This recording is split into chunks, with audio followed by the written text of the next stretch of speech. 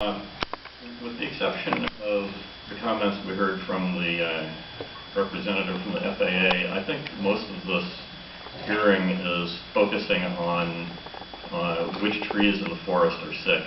And the problem is the forest is sick.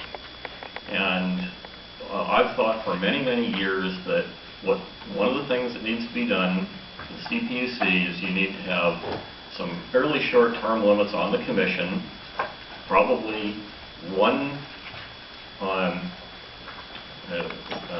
probably 2 4-year terms is an absolute limit, and discourage even that length.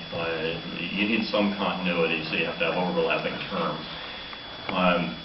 The other thing is there are restrictions on going back and forth between the PUC and the regulated industry.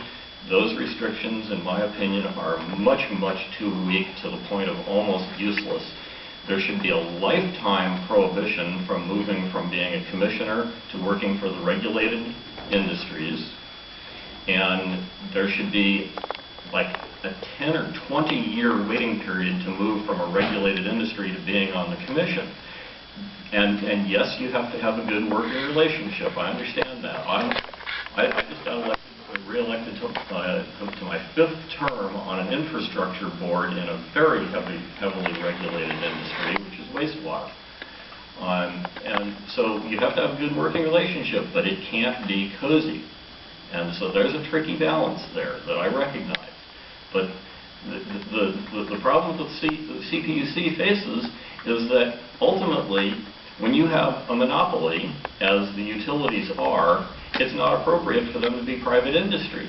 I used to live in Southern California. Power is provided by LA Department of Water and Power. They had a program. They went around and replaced transformers at a certain age. Do you know how PG&E determines that it's time to replace a transformer? It exploded. That's how PG&E determines it's time to replace a transformer. So you have a fundamental problem here that you know, I recognize the problem, I admire the problem, I don't know what the real good solution for it is, but you have to have much, much tighter regulation of monopolies. Thank you. Thank you.